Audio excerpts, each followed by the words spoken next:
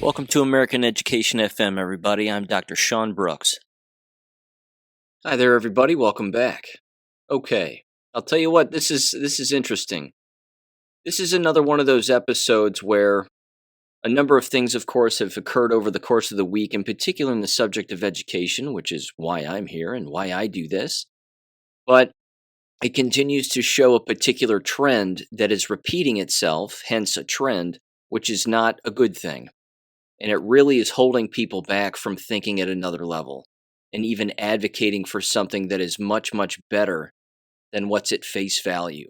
You probably know what I'm talking about. It was the education story of the week. I'll get to that a little bit later regarding, again, the Jaden kid and the Gadsden flag and his charter school and all that stuff. You know my take on it probably without me even saying a word.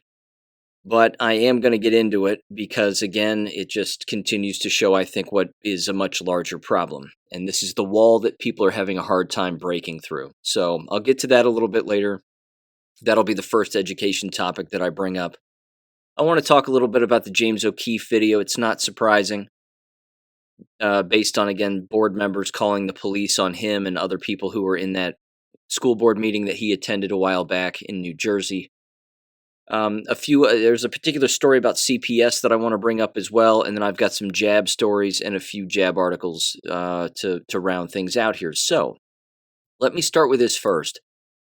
I'm consistently referring to this individual as the anonymous business insider here, but they sent me another email, again regarding a lot of the harassment that's been taking place not only just within their business, but among individuals that they know in numerous businesses, in numerous lines of work. And this is a trend. This is something that is continuing to occur, again, not just in our country, but lots of places. So let me read this very quickly.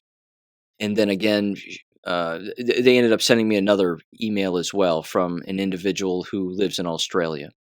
But here's what they said recently. They said, quote, "Do you remember the PPP bullshit the government offered for small businesses during COVID? It was supposed to help them cover bills. I didn't apply for it, but my associate owns a hotel and another associate owns a larger chain restaurant. Both had the identical experience with the PPP. First, they were told to apply online through a specific website. When they tried to apply, they were told, quote, 'You can't apply yet, wait until whatever date.' They waited until the date and then went back to the website. The site kept crashing.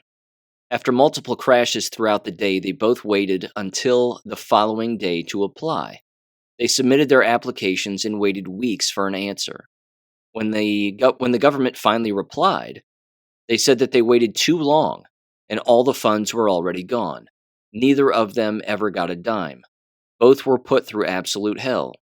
The hotel owner was forced to drain his swimming pool, remove his vending machines, shut down the free continental breakfast buffet, install plexiglass dividers all over, and plexi is super expensive, they said, and all kinds of other stuff. To only be able to have 20% capacity max, which, as he explained, didn't cover the bills. The restaurant owner was also told to install plexi, which he did.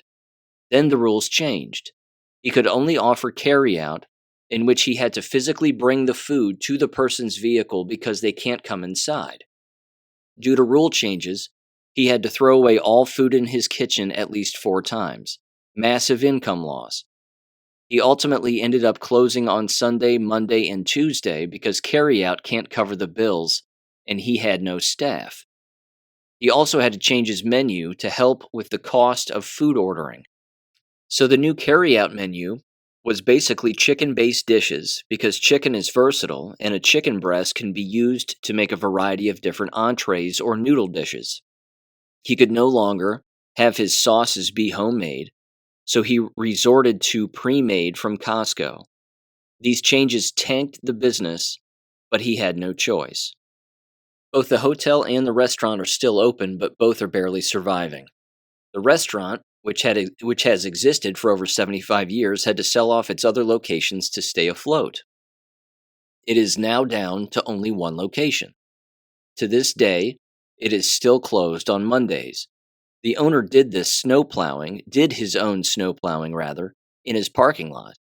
He drives a truck and has a plow attachment. Obviously, that saves him a lot of money during the winter, not having to pay for plows. But he has been forced to resort to snow plowing for other people and businesses before and after work hours to bring in extra cash during the winter. He charges only $200 for an entire winter's worth of plows. To make matters worse for the hotel owner, his hotel is a famous brand. Let's call it a Holiday Inn, quote unquote. The way that works is the owner signs a contract with Holiday Inn to use their name. The owner is then responsible for making his hotel look like a Holiday Inn. The contract lasts for around 20 years. Well, after lockdown ended, he received a letter from Holiday Inn saying that they will not be renewing his licensing in 2024. He will no longer be able to use the name or the look. Everything, art, bedspreads, chairs, carpeting, etc., must be replaced by the end of the contract so it no longer resembles a Holiday Inn, unquote. Now, me personally, I had no idea that that's the way that it operated. I mean, I had no clue, and I'm sure a lot of people out there didn't. That's remarkably interesting, and of course, you can also see how it's a purposeful destruction of one's livelihood and the business that someone is trying to run. Ultimately, the person who drafts up the contract is the person who holds all the chips, and that's not a good thing, clearly. There's this too, then. They sent me this. They said, quote, just talked to an acquaintance, a fellow truther, rather, who owns a rental store in Australia, in New South Wales. He said that the government is suddenly auditing his business and businesses belonging to fellow truthers. He's never been audited before, and his accountant said that there's nothing that should have triggered one. Everything is fully legit. Worldwide harassment by our governments to shut us all down, unquote. Yeah. Yes, there's no doubt about it. There's no doubt about it. And it's not even that they want to replace you with anything. That's not even the issue, because again, a normal person would ask that question. Well, you want us gone, but what do you want to replace us with? The answer is nothing. They don't want to replace these businesses with anything. They want them just gone.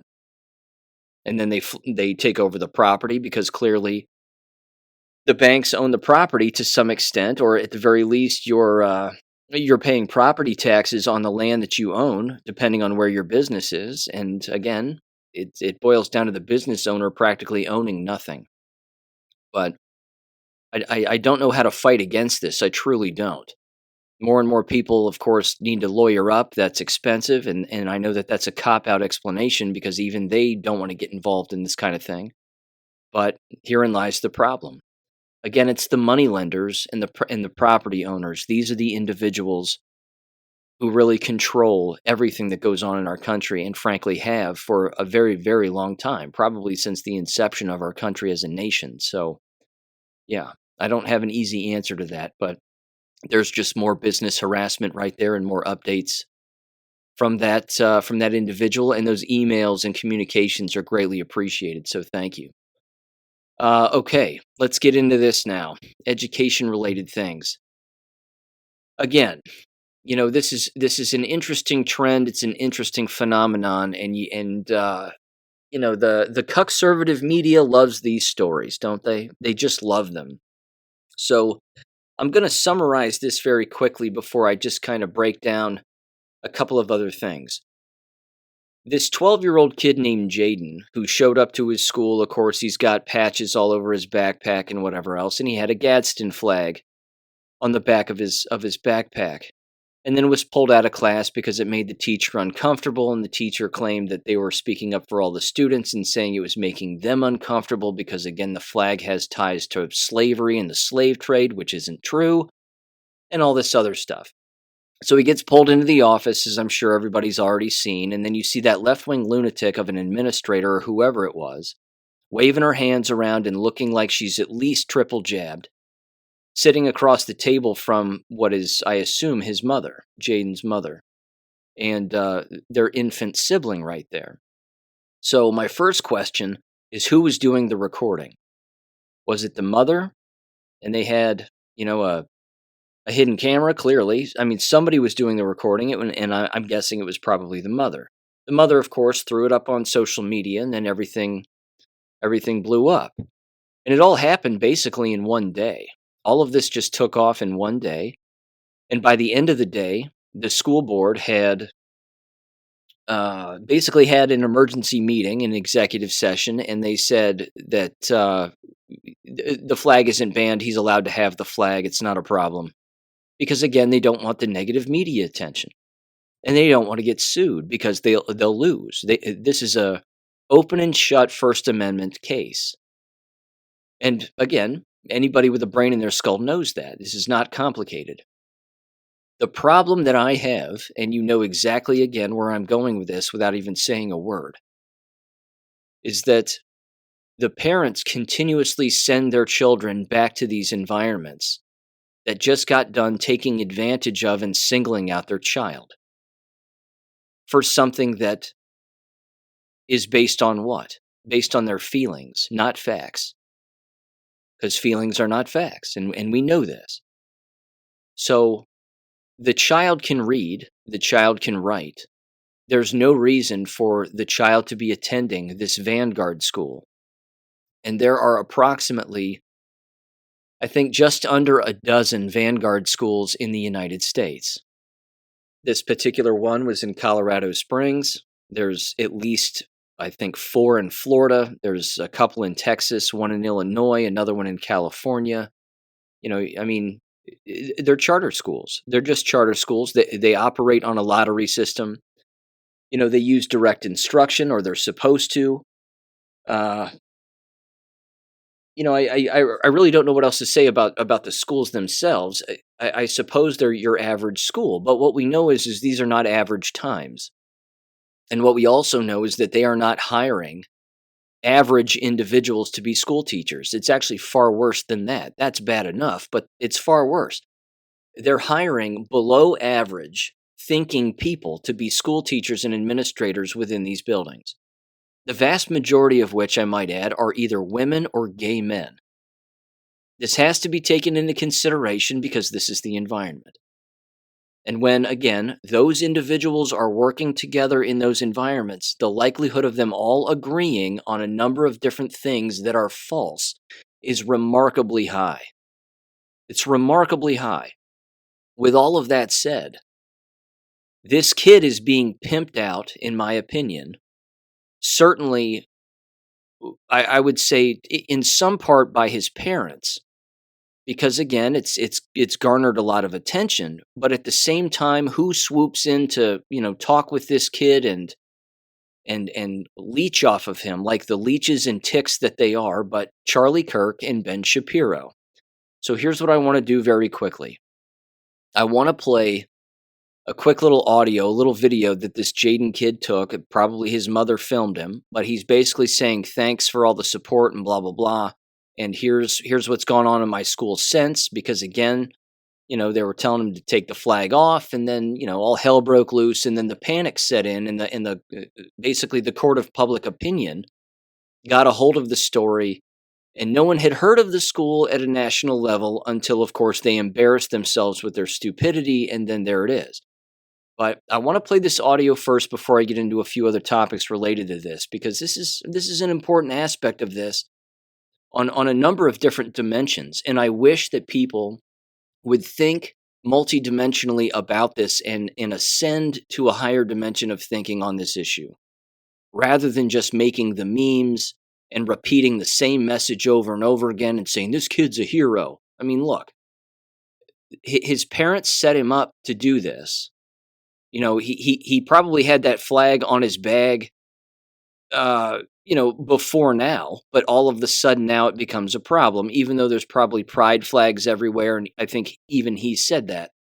So don't be surprised that a school is hypocritical, okay? They're notorious hypocrites. It's what they're known for. It's practically in their mission statement. So either way, let me play a couple of pieces of audio here. This first, again, is just him talking into the camera and essentially thanking people, and it's probably his mother doing the filming and then threw it online. So give this a listen real quick, because there's a few telling things in just this little piece of audio. Hey guys, today was a good day, kind of.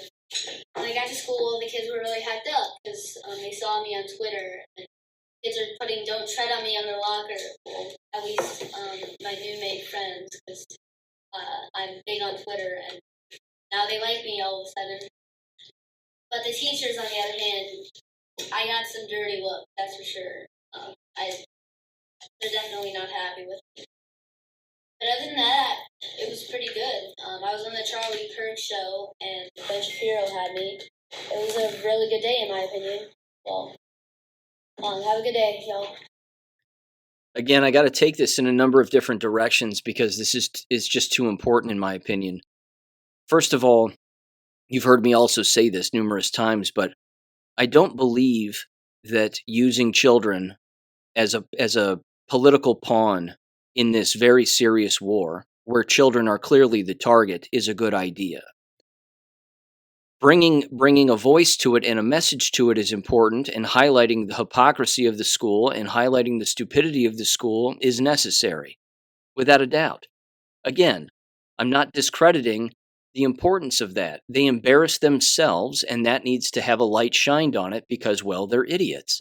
And again, it goes without saying, but continuously perpetuating this from the standpoint of throwing the kid out there as if the kid is supposed to understand what we understand.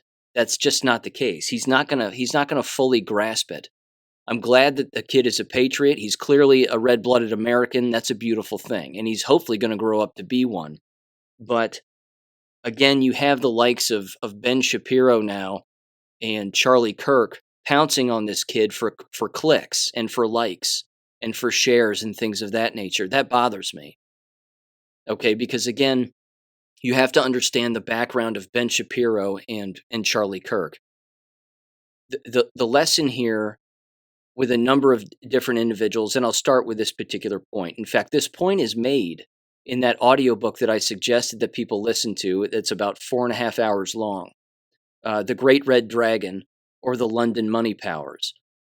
You have to listen to that, because what he says in that book, what the author says, is that anytime an individual shows up on the scene and all of a sudden comes from seemingly nothing, and you don't know where they come from, and then all of a sudden they have all of this money at their disposal, those individuals are bought and owned by the money lenders and the money owners.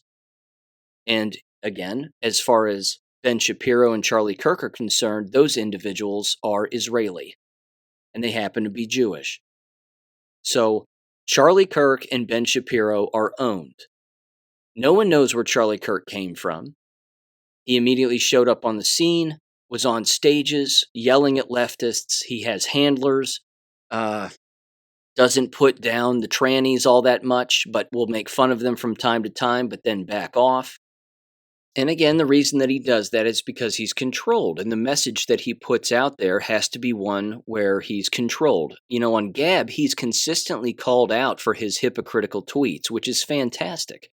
I love that stuff because people are picking up on it, which is great. But he's not an abolitionist when it comes to American K-12 brick and mortar schooling. He just isn't.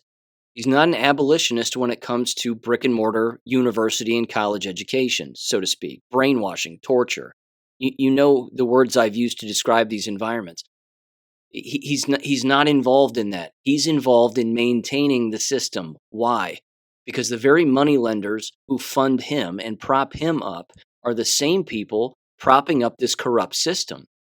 That's why you'll never hear Charlie Kirk say, we need to do away with the Department of Education and everybody needs to homeschool.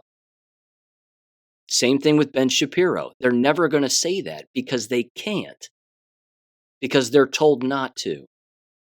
Because the very people, again, that fund those organizations and those departments are the same people that fund them as individuals and their associations. Again, just ask yourself that question. When was the last time you heard Charlie Kirk say, you know what this kid needs to do, this Jaden kid? He needs to homeschool himself. He didn't even suggest it to him. And again, I really don't have any more audio. There was just a little clip of him on Charlie Kirk's show. And Charlie didn't, he didn't, I don't believe, ask him anything about homeschooling. I didn't see the full interview, but the point is that he could have. He could have said, "You can read and write, can't you?" And the kid would go, "Yeah, I can." He'd say, "Well, why don't you just homeschool yourself and get out of that terrible environment?" Ladies and gentlemen, in American public K-12 school, when they lose a child, okay, and I'm not even going to use the word child, when they lose a student, when a student disenrolls or unenrolls from that school, they lose thousands and thousands and thousands of dollars per student. You've heard me say it a million times. You can bankrupt a school overnight. You can do it in an hour with everyone calling in and saying, "We're unenrolling our children, goodbye." And then that's it. The walls cave in and all hell breaks loose. The school building panics. Everybody, all the employees get in their cars. They drive to the parents' houses. "What is it you want us to do? What is it you want us to change?" The school board flips out. All the administrators lose their shit. Everybody loses it. That right there, what I just said, is the thing we have not seen yet.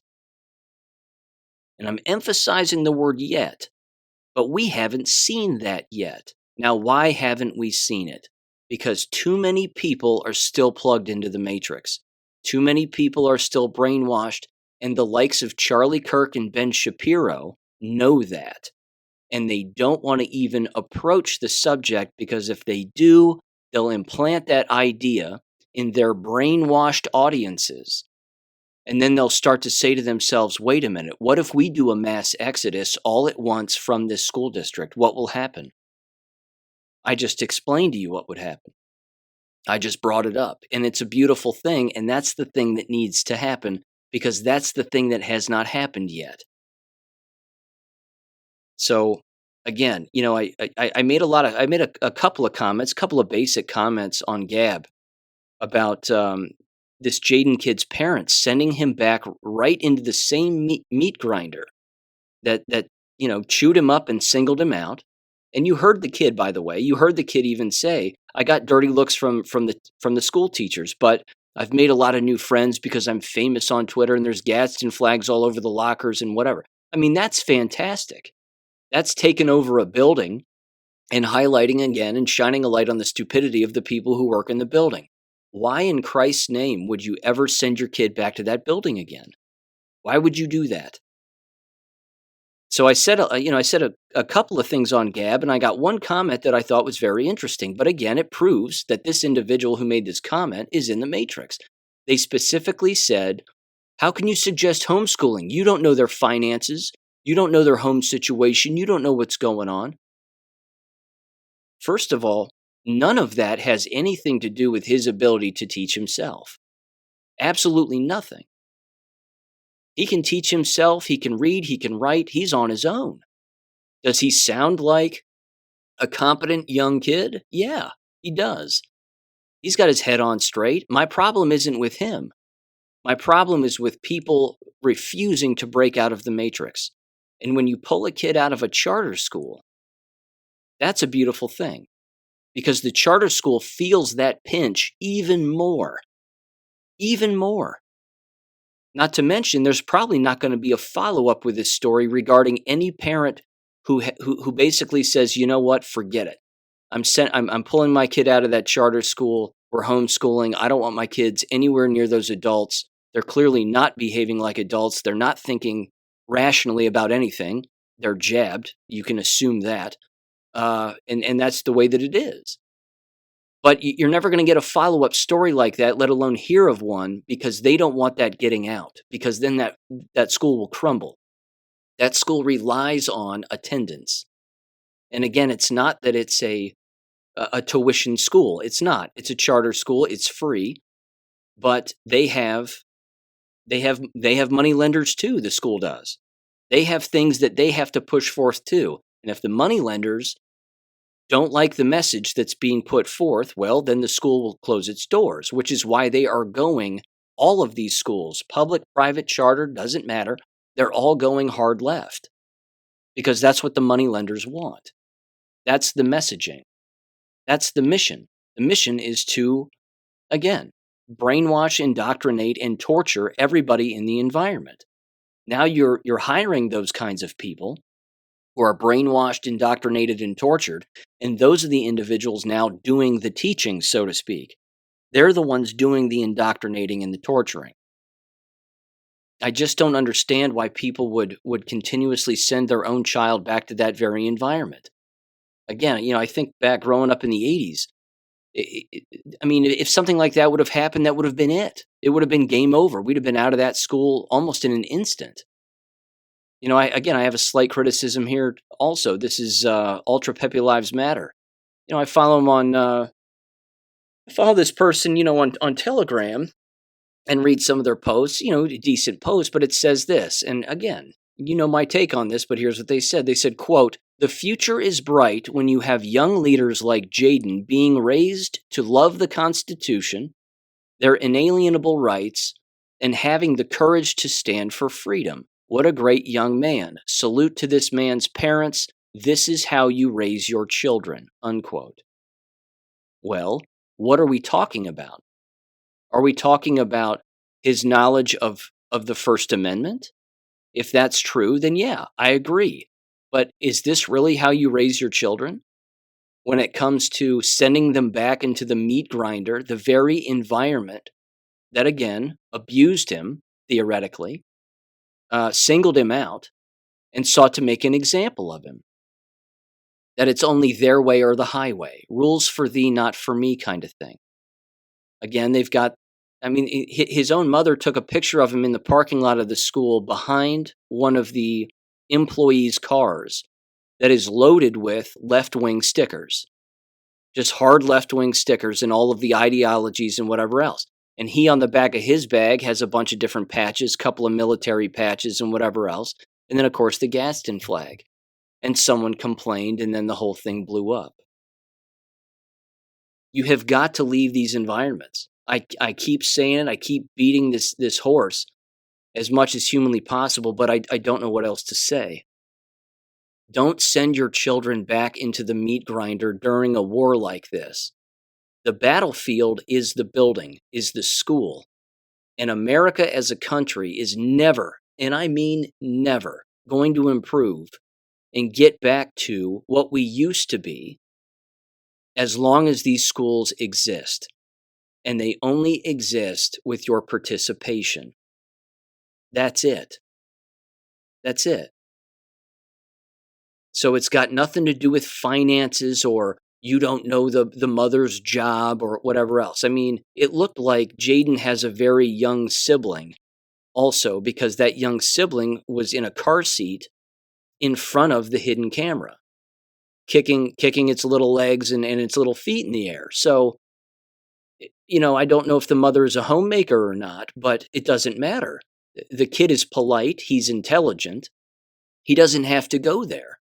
But the parent probably has it in their head, well, we send him to this school because, we want to socialize him and we want to, he has friends there and blah, blah, blah. And all those excuses that people still stuck into the matrix cord in the back of their head, those are all the excuses that they consistently say and use.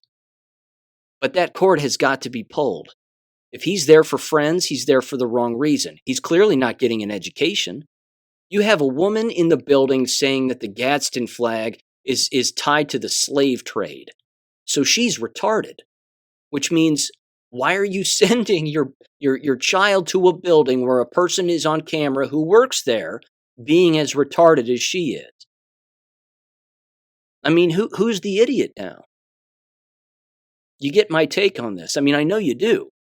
If you're listening to this, you've heard me say this kind of thing over and over and over again. But one of the disturbing trends, again, that does happen, and it even happens on Gab, and it drives me up the wall, is you'll start going down these pages on the main page, and it's one meme after another of this kid. Go get him, kid. You showed that school. Now send him back to that school. And it's like, wait a minute. No. The message that needs to be contagious is that if your child is abused, singled out, or made to feel less than human or embarrassed or whatever, or frankly, just not taught properly in a school building, then it's time for you to leave. You need to leave that building. And if they can read and write, they can teach themselves. You have no more excuses then. There's no reason to send them back. For a little kid like that to go back into the building, yeah, they might feel empowered and, whatever, but you heard him say he gets dirty looks from his school teachers. That's not a healthy environment then. You have adults still scowling at him and looking at him and, whispering about him.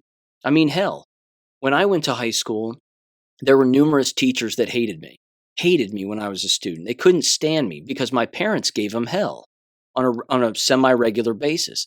I remember walking past these school teachers when they were whispering about me. They'd shoot me dirty looks. It was a terrible environment. I had no business being there. But again, this little kid, he's back in that same environment. He's back in the same brainwashing, abusive environment. Again, the kid's not a hero. He didn't really do anything. Mom recorded it. Mom put it on social media. Mom or dad, whoever it is. They drove him to the local NBC affiliate to see if he could be interviewed about what went on. The NBC affiliate said no. They took a picture of him outside of the NBC affiliate. I mean, they're using their kid here to spread some kind of a message about standing up for your rights, which is great, except stop sending them to the environment that's attempting to strip him of his rights. That's the point. Until that happens, no one's learning a thing. That's just the way that it is. I'm sorry. That's just the way that I see it.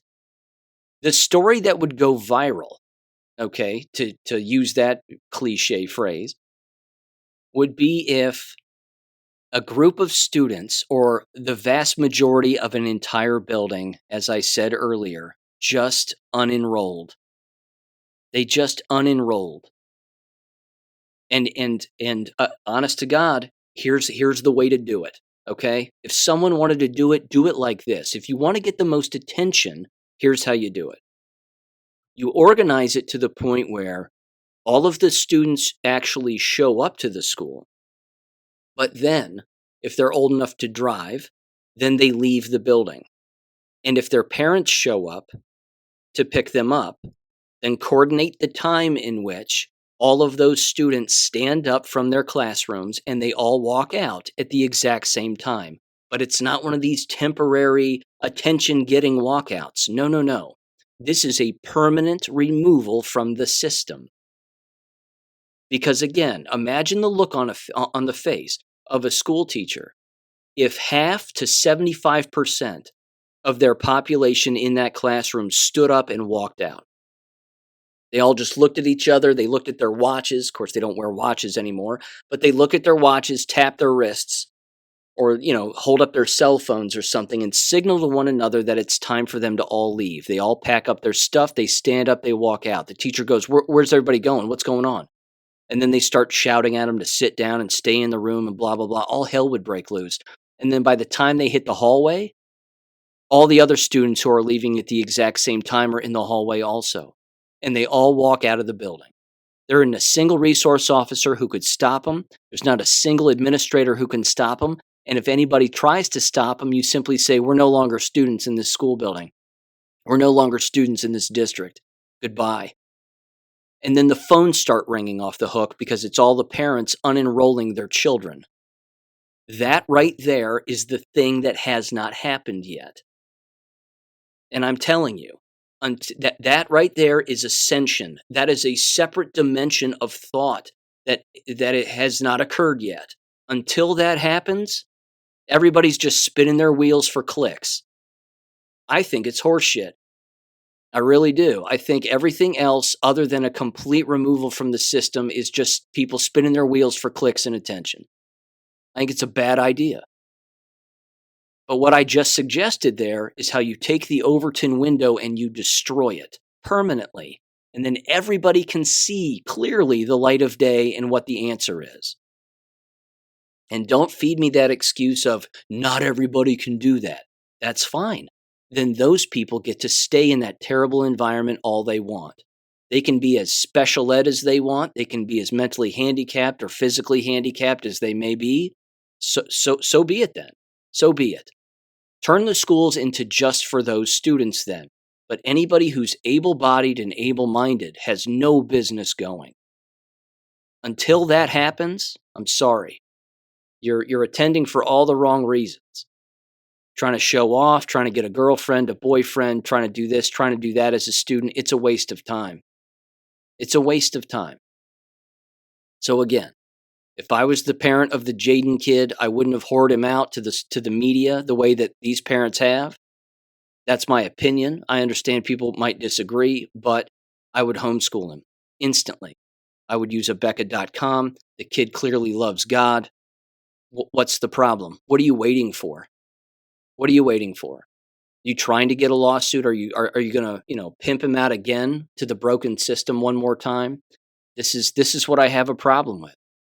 And when things like this, these I don't know what you want to call them, trendy school-related stories of the day hit the airwaves, and everybody starts talking about it. Hey, did you see this video of this kid? Hey, let's check this out. Let's get that kid on the show, and blah blah blah blah blah. When people start doing that, they're wasting their time. And again, the people in the media are never going to promote homeschool. They won't do it. They won't do it because they can't. It's a war. That's basically my summary. It's a war. That's why I've been saying this is a war for a very long time. It is war. Don't put your kids on the battlefield. They don't have that coming. Explain to them the war while you're off the battlefield, while you're pointing at the battlefield from a distance and say, see that? See what's going on over there?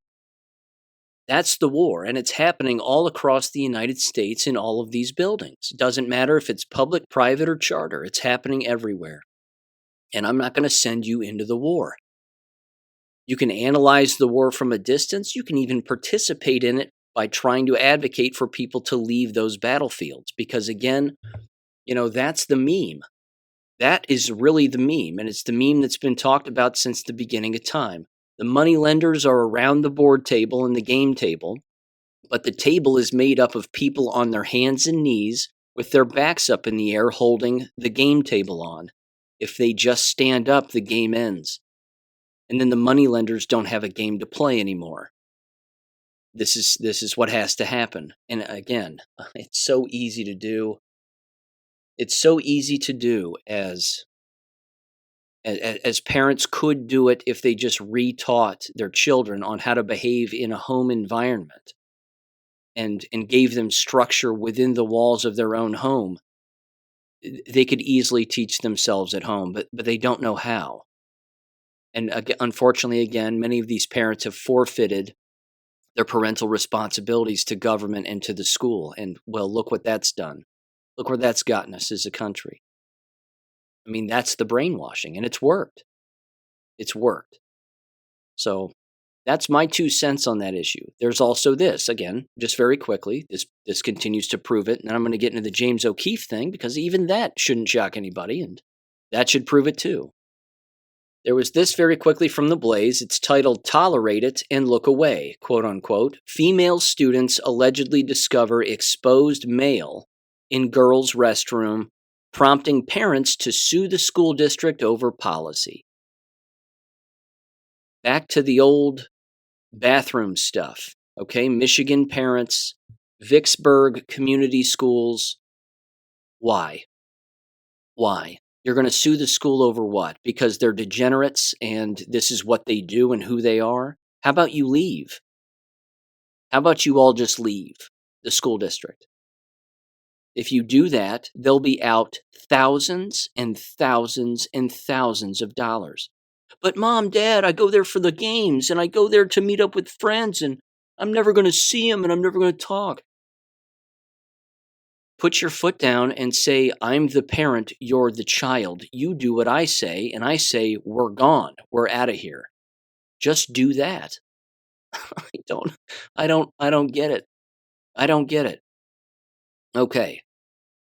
Ugh, yikes. This James O'Keefe thing, okay? Again, not new. James is, he's working a little hard right this second, although I know he'll set this up later because he's got hidden cameras throughout New Jersey schools. And certainly within this particular district where he showed up and he spoke at a board meeting. But the badge cam footage from the police officer that was called in during a board meeting, that again, where James O'Keefe showed up with a few parents as well. A few of the members who are associated with the district, they weren't the board members themselves because they were in the meeting, but it was other district officials, 2 women in particular, one of which I should say was the assistant superintendent. She ended up calling the police because they were afraid. And they were scared that all of these strangers had shown up to their meeting when normally they've never been there in the past, and we don't know what this is, and blah, blah, blah. They're all left-wing lunatics. That goes without saying. It doesn't even require any reporting on the issue, let alone analysis. But it deserves this revisit. You have to understand that the vast majority of local police departments work hand in hand with school districts no matter what. No matter what. They will cover up atrocities the likes of which you can't possibly imagine. And at the exact same time, they'll show up during a board meeting when 911 is called because they think that some of the people in the board meeting, which is a public meeting, and as long as they have children there, they're usually allowed to attend. Now, it depends on the district. Sometimes to attend a district meeting, or at the very least speak at one, you have to be, certainly to speak at one. I think anybody can attend a board meeting regardless of where you live. But to speak at one, you have to live in the area or live, within the jurisdiction of that district. Either way, O'Keefe shows up and he warns them that he has hidden cameras everywhere and they're going to be recording things and bringing it back to his attention and whatever else. But then, of course, district officials called the cops, and you hear this police officer, and he's like, "Oh, okay, so this guy's kind of a nut, and he hires these, he recruits these parents to show up and stir the pot and blah blah blah." Again, this is the environment. This is the environment. If you want to see a level of panic among district officials, all you have to do is leave the environment and they'll all be out of a job. I mean, that's it. They won't be able to pay their bills. They'll be finished. They'll be finished. So you have James O'Keefe. I mean, again, you would think that this would be a wake-up call to parents, too, to pull their kids out and homeschool, but it isn't. They think that they can maintain, I would say, continuing to go to these school districts while they expose the wrongdoing of the school district. Why don't you expose the wrongdoing and then hand them the consequence on a silver platter, which is leaving permanently? Just do that. We caught you on hidden camera. James O'Keefe put this out on his, O'Keefe Media Group YouTube channel and 1,000 other places on social media. Now we're pulling our children out permanently and we're homeschooling. The district will be destitute overnight. And they'll have to fire everybody. I mean, don't make me revisit it, but you get what I'm saying. That's the move that hasn't been made yet. Once that gets made, the ripple effect of that will be endless. It'll be like a flippin' tsunami that'll just spin around and then it'll land everywhere. It'll have a devastating impact on districts, which is what has to happen. But they're reporting on the degeneracy all of the time. And they're not really following up with any kind of a story as to how many parents are pulling their children out. That would be the follow-up that would be worth it, I would think. But they're not doing that. So, I don't know. That's my 2 cents on the whole James O'Keefe thing. It's interesting because it's continuing to highlight what most of us already know, which is these schemers and these meddlers behind the scenes are always doing whatever they can do to limit free speech, to limit what people can say and do, when in fact, you're the one that holds the keys to the engine. You own the keys to the car. So pull the keys out and the car can't move anymore. Throw the keys down a toilet and flush them. And then that's it. Everybody will panic. They'll all shove their hands down in the toilet trying to find the keys, which is their job and their livelihood, and the district will collapse. But that's not happening yet. Again, I emphasize the word yet.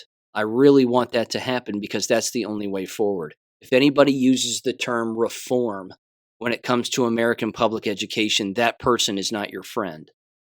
That person is beholden to the money lenders and the money owners, and those are the individuals who want the system to maintain itself. They're not. This is a one-way trip here. We're on a one-way trip on a one-way track. There's only one way that this all goes away, and it's with you not participating.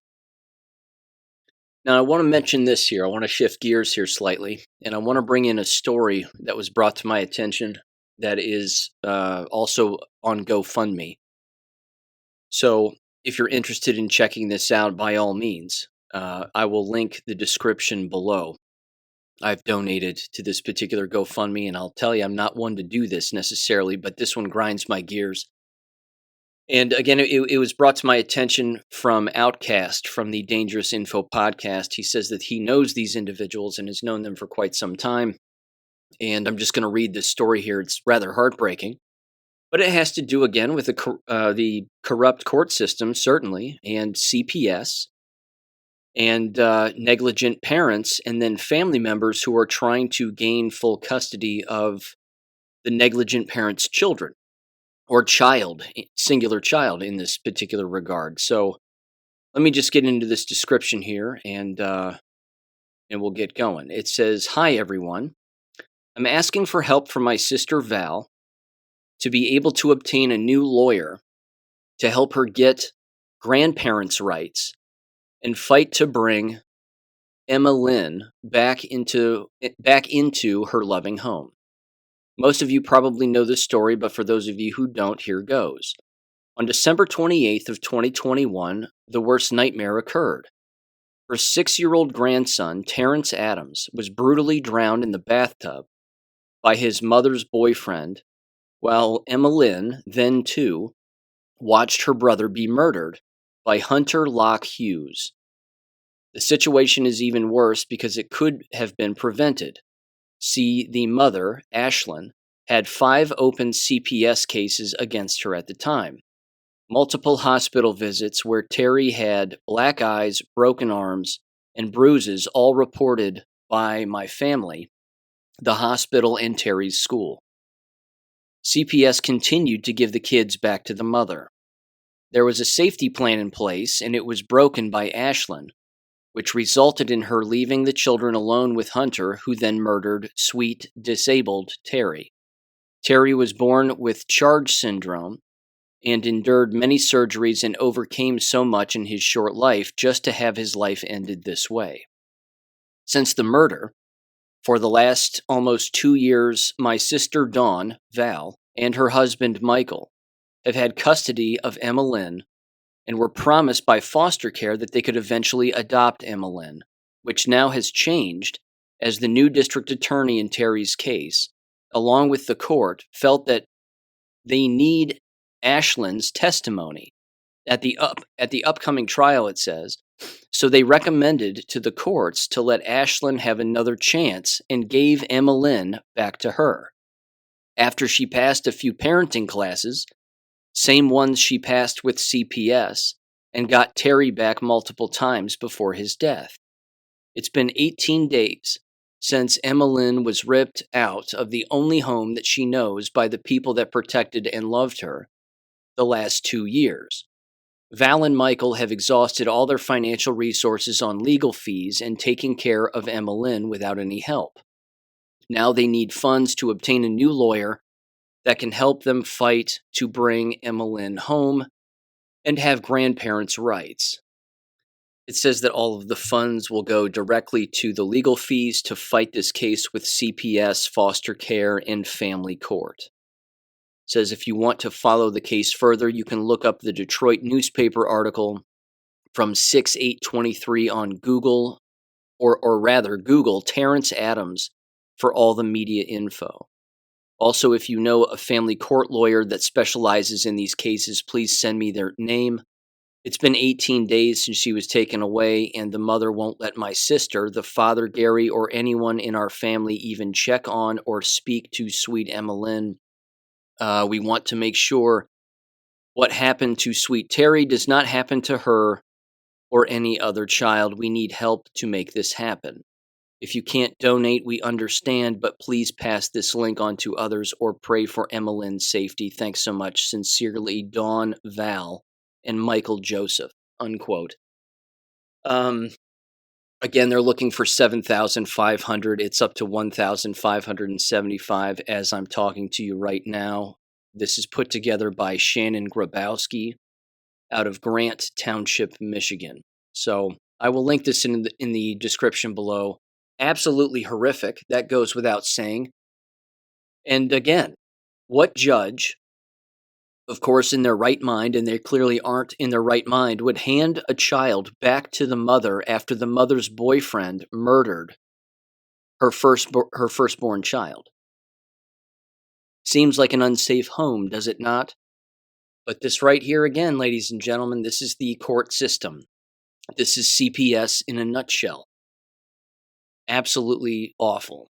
But again, I will link that in the description below if you're interested in making a donation. Don't feel like you have to, of course. It's completely your call.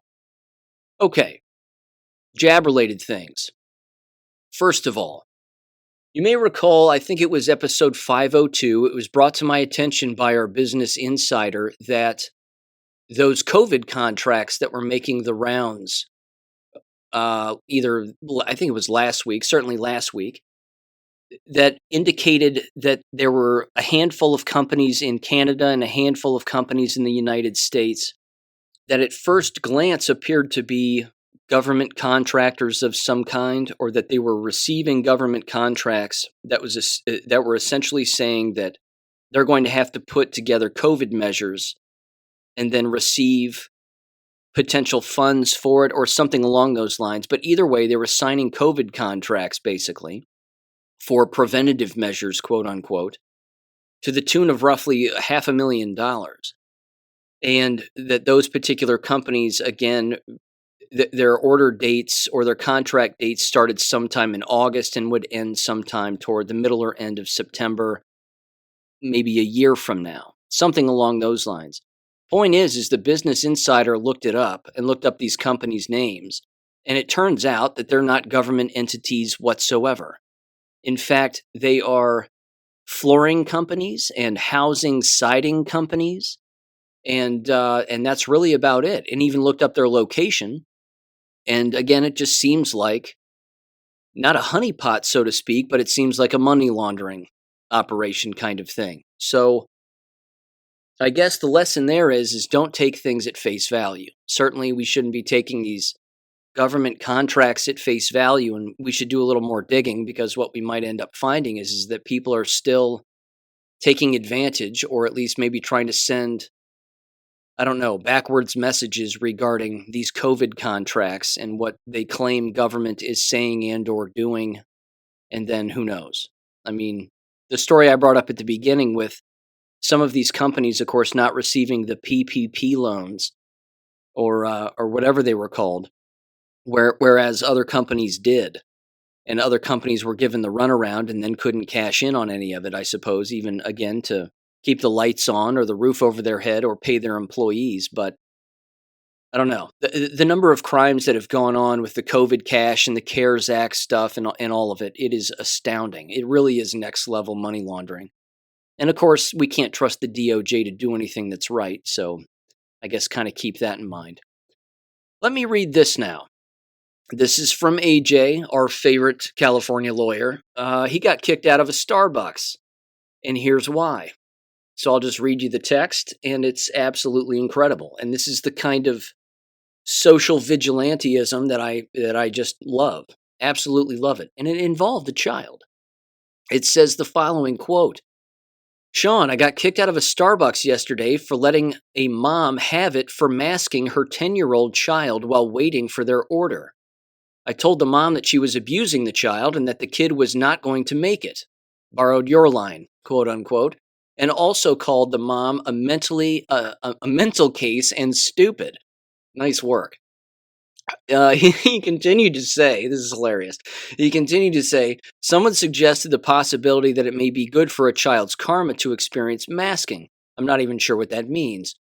I understand children learning lessons, but that comment is like saying that it may be good for a child's karma to experience poison shots, molestation, solitary confinement, locked in a basement, etc. In the case of the mask, the parent, teacher, or authority figure is forcing onto the kid, and the kid is then conditioned to keep it on. Fear people, socially distancing, and with long-term effects. Yes, the kid could get mad later as an adult and take it out on the tormentors, but more likely than not, the kid will want to mask and bully others, unquote. Yeah, no doubt. And I said, so what else was going on in this situation? I asked if, did anybody put their hands on him? And he said, they just told me to leave several times as I kept giving it to the mom. And I left when I was done saying what needed to be basically said. And I said, was anybody else wearing a mask? And he said, no, it was just the kid. The kid was the only one in the entire place wearing a mask, and the mom wasn't even wearing a mask. He said, yeah, it's funny and sad. And the sad thing, rather, is that the kid was saying stuff back to me, but I wasn't paying attention and couldn't understand him anyway with the mask on, and the kid was defending his mother tormentor, Stockholm Syndrome. No doubt about it. No doubt about it. He also said this. I said, it's remarkably common, and unfortunately, a lot of people aren't going to be able to grasp the long-term impact of that Stockholm Syndrome, having masked children defend their abusers and not know that it's abuse.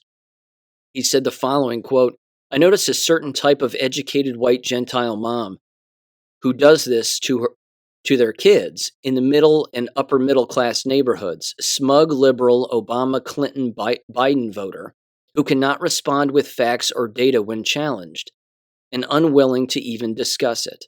I also believe they've been taught to hate themselves, their race, their fathers, their heritage, guilt-tripped whites. White women more prone than white men. Probably had weak father figures in their lives or no relationship at all. This is the real problem.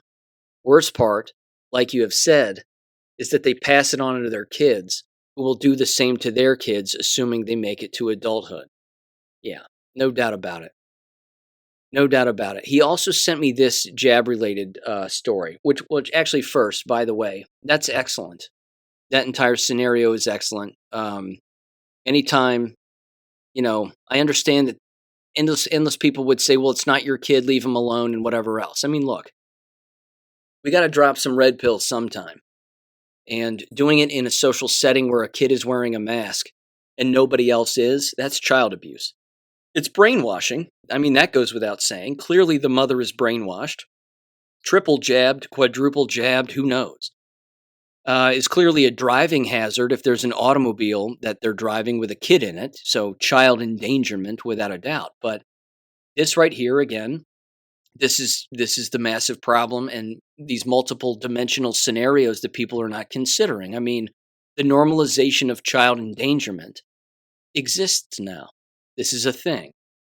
And to not call that out is negligent. So I applaud him for calling it out. I encourage endless other people to do the exact same. Take the mask off. You're abusing your kid. I mean, just come up with a mantra. Why are you masking your kid and you're not wearing a mask? You don't want them to breathe, but it's okay for you to breathe freely? Have them take the mask off. I mean, whatever it is you want to say, but just practice a mantra and come up with one. Here's another story he sent me. This is from Mercury News, right down the street, I believe, from where he lives, neighboring neighborhood. It says the mother of, here's the title. It says Bay Area mother not expected to live after collapsing on high school football field near injured son. It says Mountain View High School parent suffers brain injury after her son was injured Friday. Not expected to survive, Lucinda Daniels, known around the team for having one of the biggest hearts you've ever seen, collapsed as paramedics treated her son Dylan, a senior running back. She was at every game, blah, blah, blah. It says the following, quote, in a scene described as surreal, both Dylan Daniels' parents rushed to their son after he suffered a broken leg and dislocated ankle just before halftime Friday in a game against the Kings Academy in Sunnyvale. It says the boy's father, Dale, fainted after kneeling next to his son, prompting Kings Academy officials to call a second ambulance to the field. Now, I'm going to take a guess and say that both of these parents aren't exactly in shape. That's the first observation, because they have a GoFundMe for the mom and, she's not thin. But they're also most certainly jabbed. So it continues. It says that he fainted after kneeling to his son, prompting to call a second ambulance to the field. And then it says that mom was fine, according to the athletic director, and she was on the phone, and it looked like she was talking to family members, letting them know what was going on. Then dad gets up. He was fine and coherent. But as paramedics continued to treat their son, Dylan, Lucinda collapsed. She was down for about 3 minutes before she was placed on a gurney and rushed to a hospital. We're standing around thinking, Lord, what is happening here?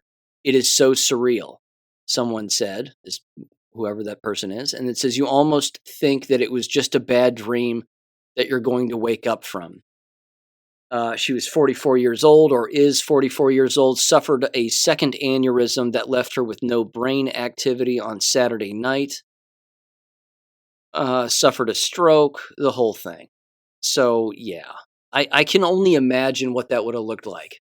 Your son goes down, both parents run out onto the field, both of them out of shape, again, probably jabbed, and then one of them faints and then gets up, and then the other one drops and doesn't get up. I mean, what a nightmare. But again, is anybody going to say, how many COVID shots did they take? Is that even going to be approached? Probably not. Probably not. Speaking of jabs and brain aneurysms, have you seen Mitch McConnell recently? Yikes. I mean, that was crazy. That guy locked up again. And again, I find it remarkably astounding that not a single person in the crowd yelled or said out loud, go get him a doctor. Take him to a hospital. He completely locked up again when being asked questions, and it was being carried by a local Cincinnati news outlet, WLWT-NBC5. Absolutely crazy. He just totally locked up. And then one of his handlers came up and, tried to snap him out of it. That didn't work. And then another guy came next to him and tried to snap him out of it, and that didn't work. And then the handler, female, said, just make sure you speak up a little louder so the senator can hear you. That's got nothing to do with it. The guy he's out to lunch. He's incapacitated. Term limits is an understatement. You need to get this guy off the playing field because he's finished. He's absolutely finished. So, but again, why wouldn't anybody just yell out, get him a doctor? Get the guy a doctor. And then, of course, speaking of somebody who needs a doctor, Steve Scalise, representative, who, of course, was famously shot, on that softball field during their little softball practice thing. Well, now he has a multiple myeloma, and he's calling it a very treatable blood cancer. Well, is he jabbed? According to Steve Scalise himself, he is jabbed.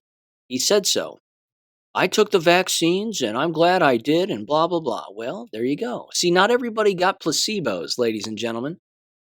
Congressmen and women took these shots. Yes, they were exempt, so we've heard, but plenty of them took them.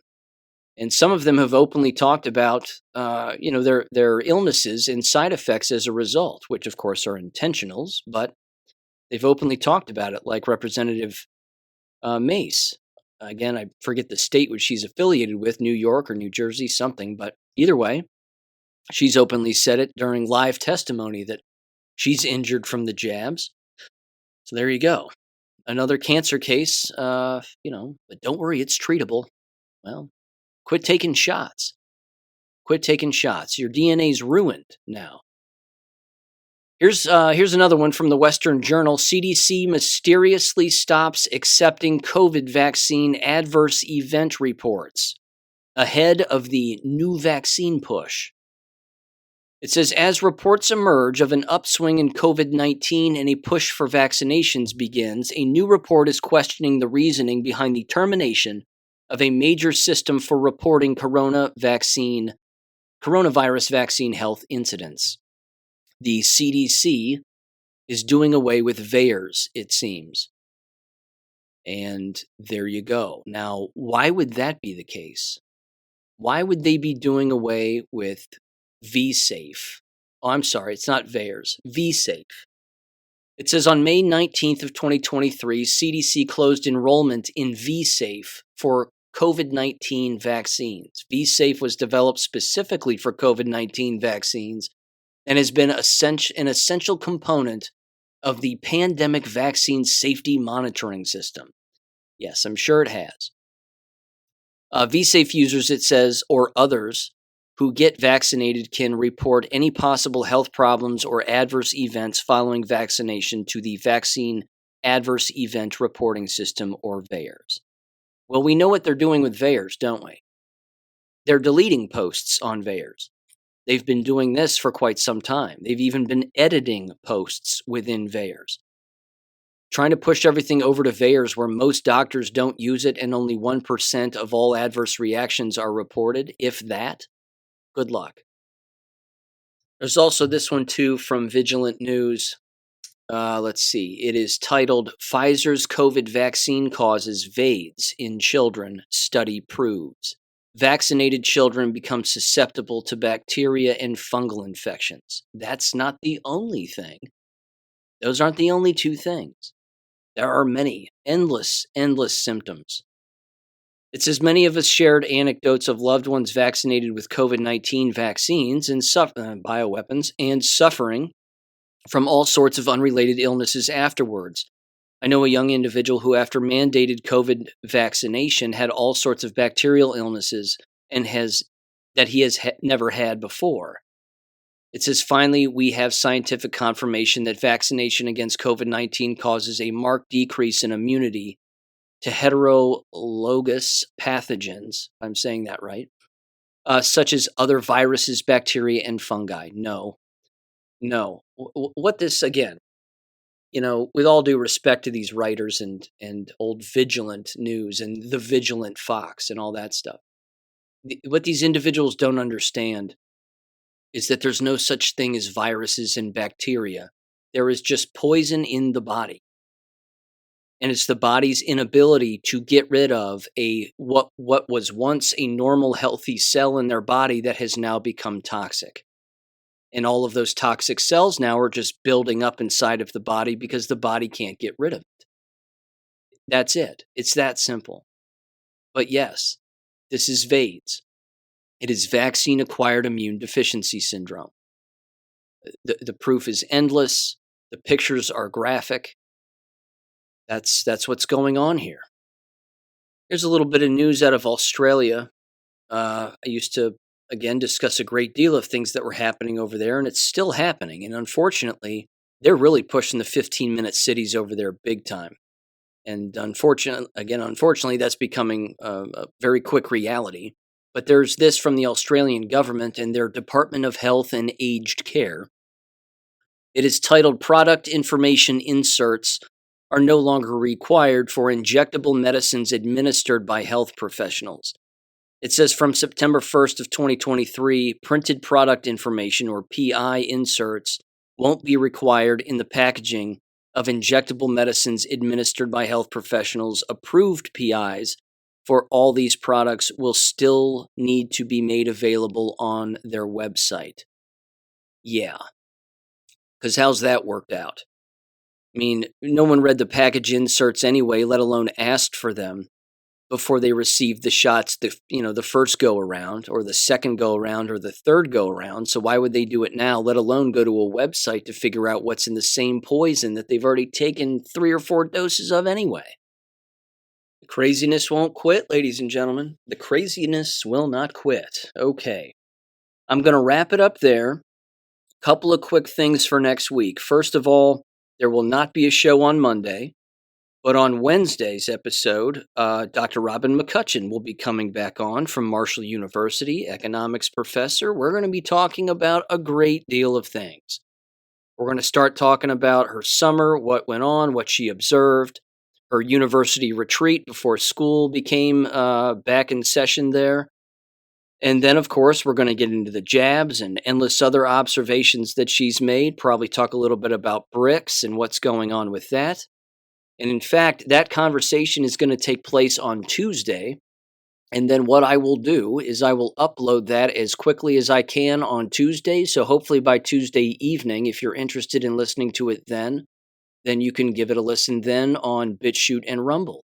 All the other audio platforms for the show here, it will be available on Wednesday morning, 6 a.m. Eastern Standard Time per usual.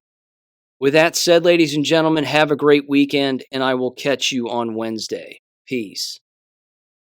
Thank you for listening to American Education FM. Make sure and check out AmericanEducationFM.com for more information. Take care and God bless.